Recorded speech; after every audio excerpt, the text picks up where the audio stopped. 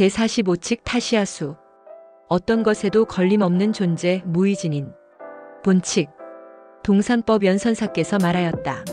석가와 미륵이 오히려 그의 노예이다. 어디 일러보라. 그는 대체 누구냐? 동산 연사 조알석 가미륵 유시타노차도.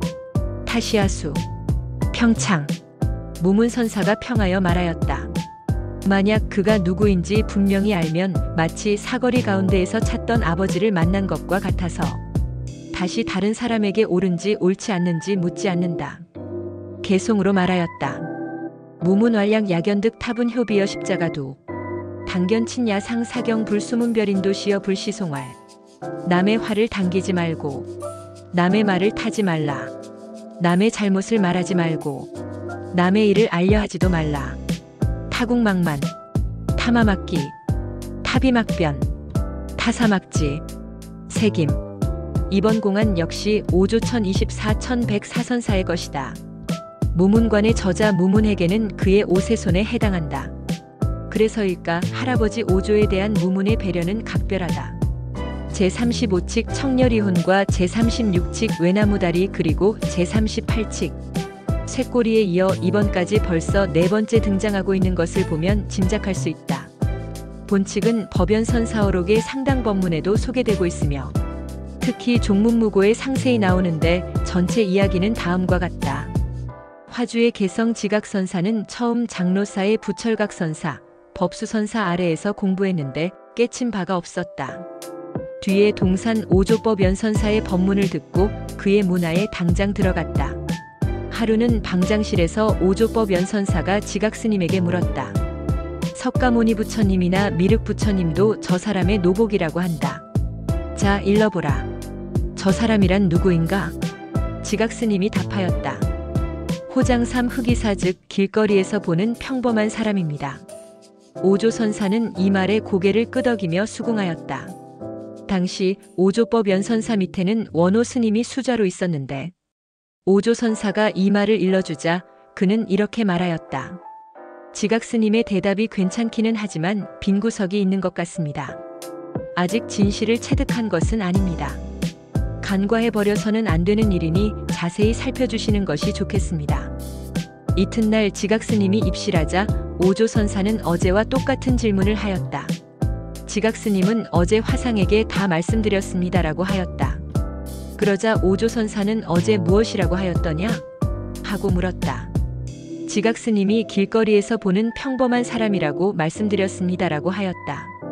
그러자 선사는 아니지 아니야 하고 부정하였다. 지각스님이 다시 물었다.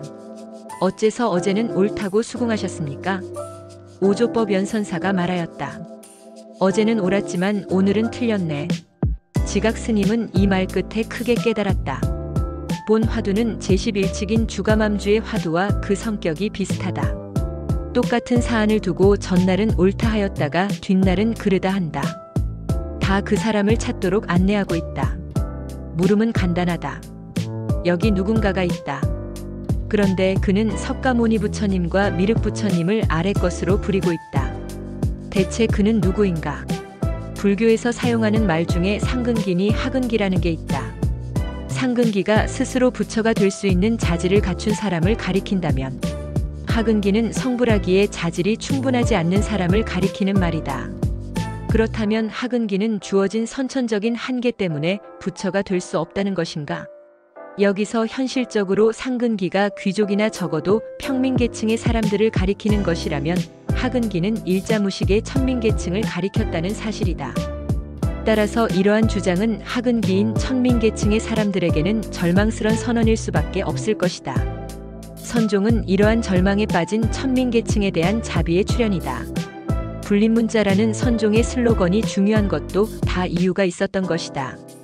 문자와 언어라는 지적이론의 가치를 억누르지 않고 어떻게 하근기 천민들에게 성불할 수 있다는 희망을 줄 수 있겠는가? 바로 불립문자라는 깃발 아래 선종은 하근기 그 누구도 부처가 될 수 있다고 주장했던 것이다.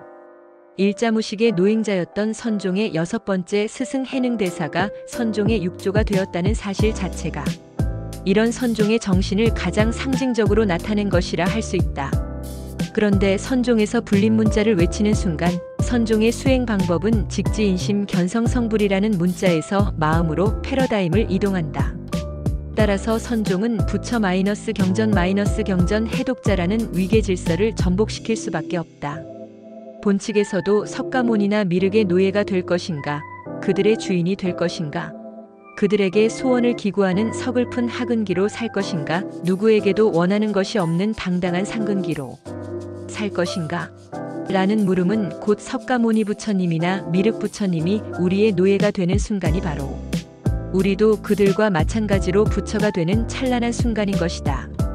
그러므로 선종에서 깨달았다는 것, 그래서 마침내 부처가 되었다는 것은 스스로 자신의 삶을 주인공으로 살아낼 수 있게 되었다는 것을 말한다. 당연히 석가모니 부처님이나 미륵 부처님 혹은 그들이 남긴 글에 의존한다는 것은 역설적이게도 우리가 깨닫지 못했다는 증거일 수밖에 없다. 이처럼 불교는 거두절미하고 바로 그를 만나러 가는 도정이고 방법이다. 그의 이름은 여럿이다. 부처라고도 하고 열애라고도 하며 불성이라고도 하고 법신이라고도 한다. 그뿐인가? 대승이라고도 하고 일심이라고도 하고 또한 공이라고도 한다. 선은 여기에 수많은 리스트를 더했다. 육조대사의 본래 면목과 남전선사의 평상심, 조주선사의 무화계, 잣나무 그리고 차 한 잔, 구지선사의 손가락에, 청세스님의 술, 서암선사의 주인공과 남전선사의 고양이, 운문선사의 똥 막대기와 동산선사의 삼배, 색은 덕산선사의 몽둥이와 수산선사의 죽비와 파초선사의 주장자 등등 이루 다 헤아릴 수 없다. 체는 하나지만 상은 여럿인 까닭이다. 그렇다고 그렇게 어지럽거나 변다하지 않다. 원효대사도 그리 말했다. 무한정 펼친다고 근본을 다치는 것은 아니다. 그런데 누구도 그의 얼굴을 본 사람이 없다. 사찰에 이런 주련이 걸려있다. 고불미생전응연 일원상 석가유미회가섭기능전 옛 부처가 태어나기 전에 뚜렷한 한둥군원 석가모니 부처님도 만나지 못했거니 가섭존자가 어떻게 전할 수 있었겠는가. 선의 이념과 방법 그리고 유의점을 골자만 적은 선수행의 지침서인 서산대사의 선가귀감에도 구원이자 궁극인 그 절대의 모습을 서두의 표제로 삼았다. 유일물어 차종본이래. 소소영 영부중생 부중멸명 부득상부득. 여기 한 물건이 있는데 본래부터 한없이 밝고 신령스러워 일찍이 나지도 않았고 죽지도 않았다. 이름 지을 길 없고 모양 그릴 수도 없다. 사찰의 곳곳에서 혹은 편지나 문집에서 종종 둥그런 원이 하나 우리를 응시하고 있는 것을 본다. 스님 네들이 그리는 선화의 단골 메뉴이기도 하다. 원불교는 이 빈원을 절대의 상징으로 삼고 새로운 불교를 열었다. 대체 이 동그라미는 무엇을 상징하고 있는 것일까? 육조 해능 대사가이 물었다. 나에게 한 물건이 있다. 이름도 없고 모양도 없다. 너희들은 이게 무엇인지 알겠느냐? 이 물음에 문자 속 깊은 하택의 신의 스님이 나섰다. 제불의 본원이자 선회의 불성입니다. 해능선의 정통성을 지키고자 북종선과 싸우느라 정작 본래의 공부에는 소홀했나 보다. 해능대사는 입맛을 다시며 그를 서자의 자리에 앉혔다. 나중에 남학의 회양 스님이 찾아오자 육조대사는 이렇게 물었다. 대체 무슨 물건이 이렇게 오는고? 남학 스님은 어쩔 줄 모르고 진땀을 흘리다가 육조대사 앞을 물러났다. 8년 후에 돌아온 그는 당당한 어조로 이렇게 대답했다. 만일 물건 운운하시면 그거 옳지 않습니다. 육조대사는 그를 적자로 인정했다. 그 아래에서 천하를 달리는 천리마 마조선사가 나온다. 자, 일러보라. 그 사람은 누구인가? 그 사람은 주인공이다. 자기의 본래 면목이며 무의진인이다. 사바세계 석가모니 부처님이나 미래 미륵 부처님이 다 그 사람 앞에서는 꼼짝 못한다.